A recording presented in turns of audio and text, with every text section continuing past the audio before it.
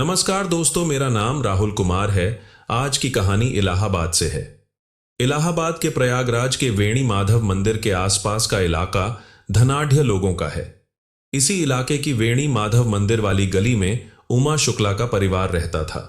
उनके 3 बच्चे थे, एक बेटा भोला और 2 बेटियां निशा और रचना। पति की मृत्यु के बाद परिवार को संभालने की जिम्मेदारी उमा ने ही उठाई। जब बेटा भोला बड़ा हो गया तो उमा शुक्ला को थोड़ी राहत मिली। रचना उमा शुक्ला की छोटी बेटी थी, थोड़े जिद्दी स्वभाव की। उस दिन साल 2016 के अप्रैल की 16 तारीख थी। समय सुबह के 10 बजे। रचना जीन्स और टॉप पहनकर कहीं जाने की तैयारी कर रही थी। मां ने पूछा तो बोली, थोड़ी देर के लिए जाना है, जल्दी लौट आऊंगी। उमा शुक्ला कुछ पूछना चाहती थी, लेकिन रचना बिना मौका दिए अपनी स्कूटी लेकर बाहर निकल गई। बड़ी बेटी निशा पहले ही कॉलेज जा चुकी थी। थोड़ी देर में लौटने को कहकर रचना जब 2 घंटे तक नहीं लौटी तो उमा शुक्ला को चिंता हुई। उन्होंने फोन लगाया तो वह स्विच ऑन ऑफ मिला। इसके बाद तो उमा का फोन बार बार रिडल होने लगा। उन्होंने रचना के कॉलेज फ्रेंड्स को भी फोन किए, लेकिन कोई नतीजा नहीं निकला। शाम होते होते जब बेटा भोला शुक्ला और बेटी निशा लौट आए तो उन्होंने सुबह गई रचना के अभी तक नहीं लौटने की बात बताई। निशा और भोला ने भी रचना का फोन ट्राई किया, उसके दोस्तों से भी पता किया, लेकिन रचना का पता नहीं चला। रचना को इस तरह लापता देख भोला ने थाना दारागंज में उसकी गुमशुदगी की रिपोर्ट लिखा दी। मां, बेटा और बहन निशा रात भर इस उम्मीद में जागते रहे कि क्या पता रचना आ जाए। अगले दिन 17 अप्रैल को अखबारों में एक खबर प्रमुखता से छपी कि प्रतापगढ़ वाराणसी मार्ग पर अधजली लाश मिली है। लाश का जो हुलिया बताया गया था वह काफी हद तक रचना से मिलता था। यह खबर पढ़ सुनकर उमा शुक्ला का कलेजा दहल गया। फिर भी मन में कहीं थोड़ी सी उम्मीद थी कि संभव है लाश किसी और की हो। कई बार निगाहें धोखा खा जाती हैं।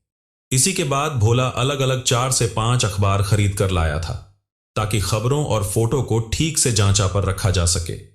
अखबारों में छपी खबर और फोटो में कोई फर्क नहीं था। इससे उमा शुक्ला और भोला इस बात पर विश्वास नहीं कर पा रहे थे कि लाश रचना की है। इस पर मां बेटे सारे अखबार लेकर थाना दारागंज जा पहुंचे और तत्कालीन थानेदार विक्रम सिंह से मिले। उमा शुक्ला ने जोर देकर विक्रम सिंह को बताया कि लाश उनकी बेटी रचना की है और उसका हत्यारा है सलमान। उन्होंने यह भी कहा कि अगर सलमान को पकड़कर ठीक से पूछताछ की जाए तो सच्चाई सामने आ जाएगी। लेकिन विक्रम सिंह हत्या के मामले में पूरी तरह आश्वस्त नहीं थे। वह यह मानकर चल रहे थे कि रचना जिंदा भी तो हो सकती है। उन्होंने उन दोनों को समझा दिया कि हथगाम में मिली लाश रचना की नहीं है, वह जिंदा होगी और लौट आएगी। विक्रम सिंह ने उमा शुक्ला से एक लिखित शिकायत ले ली और मां बेटे को समझाकर घर भेज दिया। लेकिन आरोपी का नाम बताने के बावजूद पुलिस ने अगले 2-3 दिन तक रचना के मामले में कोई रुचि नहीं ली। इस पर उमा शुक्ला और भोला एसपी सिटी ब्रजेश श्रीवास्तव से मिले। दोनों ने उन्हें पूरी बात बताई तो ब्रजेश श्रीवास्तव ने थाना प्रभारी विक्रम सिंह को इस मामले में तुरंत कार्रवाई करने को कहा। इसका लाभ यह हुआ कि पुलिस ने गुमशुदगी की रिपोर्ट को अपहरण की धाराओं 363 से 366 में तरमीम करके सलमान व अन्य को आरोपी बना दिया। पुलिस का ढुलमुल रवैया, मुकदमा तो दर्ज हो गया, लेकिन पुलिस ने किया कुछ नहीं। आरोपी सलमान की गिरफ्तारी तो दूर, पुलिस ने उससे पूछताछ तक नहीं कि। इसकी वजह भी थी, सलमान इलाहाबाद के रईस व्यवसायी साजिद अली उर्फ लल्लन का इकलौता बेटा था। पुलिस और नेताओं तक पहुंच रखने वाले लल्लन मियां अपने परिवार के साथ थाना दारागंज क्षेत्र के मोहल्ला बख्शी खुर्द में रहते हैं। उनके पास पैसा भी था और ऊपर तक पहुंच भी बात 2015 की है। जब भी रचना किसी काम से घर से बाहर निकलती थी तो इत्तेफाकन कहिए या जानबूझकर सलमान उसके सामने पड़ जाता था। जब भी वह खूबसूरत रचना को देखता तो उस पर फतिया कसता, छेड़छाड़ करता। उस समय उसके साथ कई दोस्त होते थे। यह सब देख सुनकर रचना चुपचाप निकल जाती थी। सलमान के खास दोस्तों में मीरा गली का रहने वाला लकी पांडे और सलमान का ममेरा भाई अंजब थे। अंजब पहले सलमान के पड़ोस में रहता था। बाद में उसका परिवार कर्नलगंज थाना क्षेत्र के बेली रोड जगराम चौराहा के पास रहने लगा था। तीनों हम निवाला थे, तीनों साथ साथ घूमते थे। लकी पांडे और जब सलमान के पैसों पर आश करते थे। रचना सलमान की आए दिन छेड़छाड़ से तंग आ गई थी। एक दिन उसने मां को सलमान द्वारा छेड़ने की बात बता दी। किसी तरह यह बात भोला के कानों तक पहुंच गई। यह सुनकर उसके तन बदन में आग लग गई। उसने बहन को परेशान करने वाले सलमान को सबक सिखाने की ठान ली। एक दिन भोला ने सलमान को रास्ते में रोककर उग्रता से समझाया, जिस लड़की को तुम जाते आते छेड़ते हो वह मेरी छोटी बहन है। अपनी आदत सुधार लो सलमान, तुम्हारी सेहत के लिए अच्छा रहेगा। मैं तुम्हें पहली और आखिरी बार समझा रहा हूं। सलमान को किसी ने पहली बार उसी के इलाके में धमकाया था। वह ऐसी धमकियों की चिंता नहीं करता था। भोला के चिता पर भी सलमान पर कोई असर नहीं हुआ। अब राह में जाती आती रचना को वह पहले से ज्यादा तंग करने लगा। जब पानी सिर के ऊपर से गुजरने लगा तो रचना से सहन नहीं हुआ। उसने सलमान के खिलाफ थाना दारागंज में छेड़खानी की रिपोर्ट दर्ज करा दी, लेकिन सलमान के पिता साजिद अली की पहुंच की वजह से पुलिस उस पर हाथ डालने से कतराती रही। भोला के कहने सुनने पर पुलिस ने दोनों पक्षों के बीच समझौता करा दिया। समझौते के बाद भोला और उसकी मां उमा शुक्ला ने बेटी की इज्जत की खातिर पिछली बातों को भुला दिया, लेकिन घमंडी सलमान इसे आसानी से भूलने वाला नहीं था। उसके मन में अपमान की चिंगारी सुलग रही थी। बहरहाल मार्च 2017 में प्रदेश में योगी आदित्यनाथ की सरकार बनी तो उमा शुक्ला को उम्मीद की किरण दिखाई दी। उम्मीद की इसी किरण के सहारे उमा शुक्ला ने योगी आदित्यनाथ को एक शिकायती पत्र भेजा। योगी जी ने उस पत्र का संज्ञान लिया और रचना शुक्ला अपहरण कांड की जांच स्पेशल टास्क फोर्स से कराने के आदेश दे दिए। थाना पुलिस ने रचना शुक्ला कांड की फाइल ठंडे बस्ते में डाल दी थी। एसटीएफ ने रचना शुक्ला अपहरण कांड की जांच शुरू तो की, लेकिन बहुत धीमी गति से फलस्वरूप नतीजा वही रहा। डाक के 3 पात एसटीएफ भी अब पता नहीं लगा सकी कि रचना जिंदा है या मर चुकी। अगर जिंदा है तो 3 साल से कहां है, या आरोपी ने उसे कहां छिपा रखा है। एसटीएफ की जांच की गति देखकर उमा शुक्ला का इस जांच से भी भरोसा उठ गया। अब उनके लिए न्यायालय की एक आखिरी आस बची थी। उमा शुक्ला ने दिसंबर 2019 के दूसरे सप्ताह में इलाहाबाद उच्च न्यायालय में एक याचिका दायर की। याचिका में उन्होंने लिखा कि उनकी बेटी का अपहरण हुए 4 साल होने वाले हैं। पुलिस अब तक बेटी के बारे में पता नहीं लगा सकी। आरोपी समाज में छुट्टे घूम रहे हैं। हाई कोर्ट पहुंची उमा शुक्ला। हाई कोर्ट ने इस मामले को संज्ञान में लिया और 6 जनवरी 2020 को एसएसपी एसटीएफ राजीव नारायण मिश्र और वर्तमान थाना प्रभारी दारागंज आशुतोष तिवारी को फटकार लगाई। साथ ही 15 दिनों के अंदर रचना शुक्ला के बारे में कारगर रिपोर्ट पेश करने का आदेश दिया। हाई कोर्ट के आदेश के बाद एसएसपी राजीव नारायण मिश्र ने एसपी नीरज पांडे को आड़े हाथों लिया और कार्यवाही करके जल्द से जल्द रिपोर्ट देने का सख्त आदेश दिया। कप्तान के सख्त रव से पुलिस ने रचना शुक्ला कांड से संबंधित पथराव का एक बार फिर से अध्ययन किया। जांच पड़ताल में उन्होंने सलमान और उसके दोस्त लकी पांडे को संदिग्ध पाया। अंततः पुलिस ने 19 जनवरी 2020 की सुबह सलमान और लकी पांडे को पूछताछ के लिए हिरासत में ले लिया। दोनों को गुप्त स्थान ले जाकर पूछताछ की गई।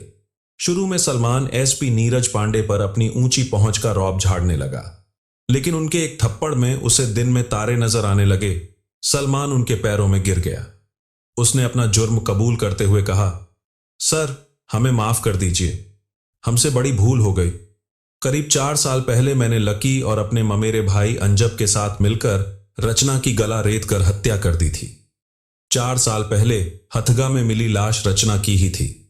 इसके बाद सलमान परत दर परत हत्या के राज से पर्दा उठाता चला गया। करीब 4 सालों से राज रचना शुक्ला की हत्या हो चुकी थी। पता चला सलमान और रचना एक दूसरे को प्यार करते थे। सलमान ने अपनी इस तथाकथित प्रेमिका को मौत के घाट उतार दिया था। रचना शुक्ला के अपहरण और हत्या से पर्दा उठते ही एसएसपी एसटीएफ राजीव नारायण मिश्र ने अगले दिन यानी 20 जनवरी को पुलिस लाइंस में पत्रकार वार्ता आयोजित की। प्रेस वार्ता में उन्होंने पत्रकारों के सामने रचना शुक्ला के अपहरण और हत्या के आरोपियों सलमान और उसके दोस्त लकी पांडे को पेश किया। पत्रकारों के सामने सलमान और लकी पांडे ने अपना जुर्म कबूल किया, साथ ही पूरी घटना भी बताई और वजह भी रचना की हत्या क्यों और कैसे की गई थी। उसने इसका भी खुलासा किया। रचना की हत्या की यह कहानी कुछ यूं सामने आई। 19 वर्षीय रचना शुक्ला भाई बहनों में सबसे छोटी थी। रचना खूबसूरत युवती थी। जितनी देर तक वह घर में रहती, उसका ज्यादातर समय आईना देखने में बीतता था। बख्शी खुर्द मोहल्ले के रहने वाले सलमान ने जब दूधिया रंगत वाली खूबसूरत रचना को जाते आते देखा तो वह उस पर मर मिटा। यह बात सन 2014 की है। तब रचना इंटरमीडिएट की छात्रा थी और उम्र थी 19 साल। रचना उम्र के जिस पड़ाव को पार कर रही थी वह ऐसी उम्र होती है जब सही गलत या अच्छे बुरे की जानकारी नहीं होती। रचना के लिए सलमान का प्यार शारीरिक आकर्षण से ज्यादा कुछ नहीं था। सलमान एक अमीर बाप की बिगड़ी हुई औलाद था। उसके लिए पैसा कोई मायने नहीं रखता था। जब भी वह घर से बाहर निकलता राह में कई चाटुकार दोस्त मिल जाते। उनकी संगत में वह पैसे खर्च करता तो वे उसी का गुणगान करते। रसिक सलमान की दिल्ली डायरी में कई ऐसी लड़कियों के नाम थे जिनके साथ वह मौज मस्ती करता था। इसके बावजूद वह मुकम्मल प्यार की तलाश में था जहां उसकी जिंदगी स्थिर हो जाए, एक ठहराव हो। रचना को देखने के बाद सलमान को अपना सपना पूरा होता लगा। उसे जिस प्यार की तलाश थी वह रचना पर आकर खत्म हो गई। सलमान का प्यार एक तरफा था क्योंकि इसके लिए रचना ने अपनी ओर से हरी झंडी नहीं दी थी। बाद में जब उसने सलमान की आंखों में अपने लिए प्यार देखा तो उसका दिल पसीज गया। सलमान घंटों उसके घर के पास खड़ा उसके दीदार के लिए बेताब रहता। रचना चुपके सब देखती थी। आखिरकार उसका दिल भी सलमान पर आ गया और उसने सलमान से इस बात का इजहार भी कर लिया।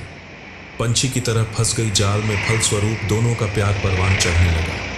दोनों ने प्यार में जीने मरने की कस्में खाई।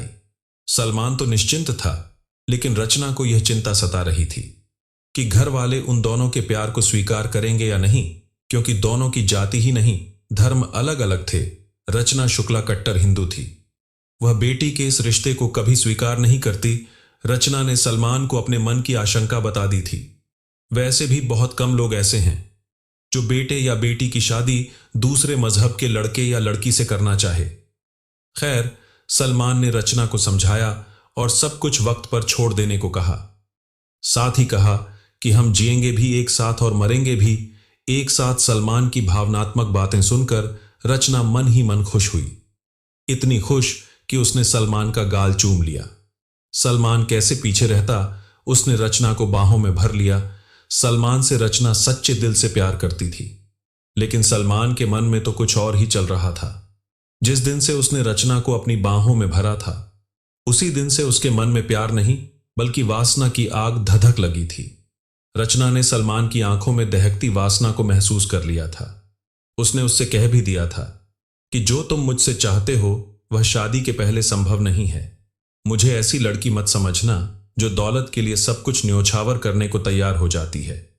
जब से यह बात हुई थी तब से रचना सलमान से थोड़ा बचकर रहने लगी थी। उसने मिलना भी कम कर दिया था। सलमान यह सब सह नहीं पा रहा था। इस पर सलमान ने एक दांव खेला। उसने अपने नाम पर एक स्कूटी खरीदी और रचना को गिफ्ट कर दी। यह देख रचना बहुत खुश हुई। रचना स्कूटी लेकर घर पहुंची तो घर वाले यह सोचकर हैरान हुए कि उसके पास स्कूटी कहां से आई। घर वालों ने रचना से स्कूटी के बारे में पूछा तो उसने झूठ बोल दिया कि एक दोस्त की है, कुछ दिनों के लिए वह शहर से बाहर गई है। उसने स्कूटी मुझे चलाने के लिए दी है, जब वापस लौट आएगी मैं उसे लौटा दूंगी। बात वहीं की वहीं रह गई। सलमान ने जो सोचकर रचना को स्कूटी दी थी वह संभव नहीं हो पाया। स्कूटी हड्डी बनकर उसके गले में अटकी रह गई। महीनों बाद रचना ने प्यार का दम भरने वाले सलमान के सामने एक प्रस्ताव रखा। उसने स्कूटी को अपने नाम पर स्थानांतरित कराने के लिए कहा तो सलमान उसे घुमाते हुए बोला, जब हम दोनों एक होने वाले हैं तो स्कूटी चाहे तुम्हारे नाम हो या मेरे क्या फर्क पड़ता है। वक्त आने दो, स्कूटी तुम्हारे नाम करा दूंगा। चिंता क्यों करती हो? सलमान की यह बात रचना की समझ में नहीं आई। वह अपनी मांग पर अड़ी रही। सलमान इसके लिए तैयार नहीं हुआ। साथ जीने मरने की कस्में खाने वाले सलमान का नकली चेहरा सामने आ गया था। जिस वासना की चाहत में उसने रचना को स्कूटी दी थी उस रचना ने उसकी आंखों में वासना की आग देख ठेंगा दिखा दिया। इस बात को लेकर दोनों के बीच विवाद भी हुआ। सलमान ने रचना को भला बुरा कहा तो रचना भी पीछे नहीं रही। उसने सलमान को उसके दोस्तों के सामने ही जलील किया। रचना यहीं छुप नहीं बैठी। उसने सलमान के खिलाफ दारागंज थाने में छेड़छाड़ का मुकदमा दर्ज करा दिया। मुकदमा दर्ज होने के बाद रचना और सलमान के बीच दूरियां बढ़ गईं। दोनों ने एक दूसरे से मिलना बात करना बंद कर दिया। रचना ने अपने घर वालों को बता दिया कि सलमान नाम का लड़का उसे छेड़ता है। बहन की बात सुनकर भाई भोला का खून खोल उठा। उसने सलमान को धमकाकर बहन की तरफ ना देखने और उससे दूर रहने की हिदायत दे दी। इंतकाम की आग रचना ने सलमान के साथ जो किया वह उसे काफी नागवार लगा। वह अपमान की आग में झुलस रहा था। उसने यह कभी नहीं सोचा था रचना उसके साथ ऐसी घिनौनी हरकत भी कर सकती है। तभी उसने दृढ़ निश्चय कर लिया कि जब तक वह रचना से अपने अपमान का बदला नहीं ले लेगा तब तक उसके इंतकाम की आग ठंडी नहीं होगी। लेकिन सवाल यह था कि वह रचना से दोबारा कैसे मिले ताकि फिर से दोस्ती हो जाए और वह उसे विश्वास में लेकर अपना इंतकाम ले सके। जैसे तैसे सलमान ने रचना तक अपना संदेश भिजवाया कि वह एक बार आकर मिल ले। वह उससे मिलकर माफी मांगना चाहता है। रचना सलमान की बात मान गई और उसे माफ कर दिया। यही नहीं, दोनों फिर से पहले की तरह मिलने लगे। सलमान यही चाहता भी था। उसने रचना को अपने खतरनाक इरादों की भनक तक नहीं लगने दी। इस बीच 3 से 4 महीने बीत गए। रचना पर फिर से सलमान के इश्क का जादू चल गया। सलमान को इसी का इंतजार था। सलमान ने अपने दोस्तों लकी पांडे और ममेरे भाई अंजब से बात करके रचना को रास्ते से हटाने की बात की। लकी और अंजब उसका साथ देने को तैयार हो गए। तीनों ने मिलकर योजना बनाई कि रचना को किसी तरह सलमान के घर बुलाया जाए और उसका काम तमाम करके लाश नदी में फेंक दी जाए। इससे किसी को पता भी नहीं चलेगा और वे लोग पुलिस से भी बचे रहेंगे। योजना बन जाने के बाद सलमान ने 16 अप्रैल 2016 की सुबह रचना को फोन करके सुबह 10 बजे रेलवे स्टेशन पर मिलने के लिए कहा। अपनी स्कूटी लेकर रचना ठीक 10 बजे सलमान से मिलने स्टेशन पहुंच गई। सलमान वहां मौजूद मिला। उसने रचना की स्कूटी प्रयागराज स्टेशन के स्टैंड पर खड़ी कर दी और उसे अपनी बाइक पर बैठाकर बख्शी खुर्द स्थित अपने घर ले गया। उसके घर में बेसमेंट था। सलमान रचना को बेसमेंट में ले गया। वहां लकी और अंजब पहले से मौजूद थे। उन्हें देख रचना खतरे को भांप गई। उसने वहां से भागने की कोशिश की लेकिन उन तीनों ने उसे दौड़कर पकड़ लिया और उसके हाथ पांव रस्सी से बांध दिए। फिर सलमान ने चाकू से उसका गला रेत कर हत्या कर दी। लाश ठिकाने लगाने के लिए सलमान ने अपने मामा शरीफ को फोन किया। शरीफ फॉर्च्यूनर ले आया। चारों ने मिलकर लाश झूठ के बोरे में भर दी। इसके बाद कपड़े से कमरे में फैला खून साफ कर दिया। रचना की लाश झूठ की बोरी में भरकर फॉर्च्यूनर में लाद दी गई। सलमान और उसके मामा शरीफ सहित चारों लोग पहले नैनी की तरफ गए। इरादा था लाश को यमुना में फेंकने का, लेकिन 5 घंटे तक भटकने के बाद भी उन्हें मौका नहीं मिला। इसके बाद यह लोग नवाबगंज की तरफ निकल गए, लेकिन वहां भी लाश को गंगा में फेंकने का मौका नहीं मिला। इन लोगों ने प्रयागराज की सीमा के पास प्रतापगढ़ वाराणसी राष्ट्रीय राजमार्ग पर रचना की लाश हथगाम बाइक से फिर वहां गया। उसके पास एक बोतल पेट्रोल था। उसने रचना की लाश पर पेट्रोल डाला और आग लगा दी ताकि लाश पहचानी ना जा सके। लौटकर उसने रचना की स्कूटी सौराव के एक परिचित के गैराज में खड़ी कर दी। बाद में जो हुआ जग जाहिर है। सलमान और उसके पिता ने पैसों के बल पर पुलिस को अपने पक्ष में कर लिया। रचना के केस की पैरवी कर रहे उसके भाई भोला को साल 2018 में सामूहिक दुष्कर्म के आरोप में फंसाकर जेल भिजवा दिया गया था। इस पर भी रचना के घर वालों ने हार नहीं मानी। रचना की छोटी बहन निशा शुक्ला ने पैरवी करनी शुरू की। आखिरकार हाई कोर्ट की चाबुक से पुलिस की नींद टूटी और आरोपियों को जेल जाना पड़ा। सलमान और लकी के गिरफ्तार होने के 3 दिनों बाद थाना दारागंज के थानेदार आशुतोष तिवारी ने अंजब को और 20 दिनों बाद मामा शरीफ को दारागंज से गिरफ्तार कर लिया।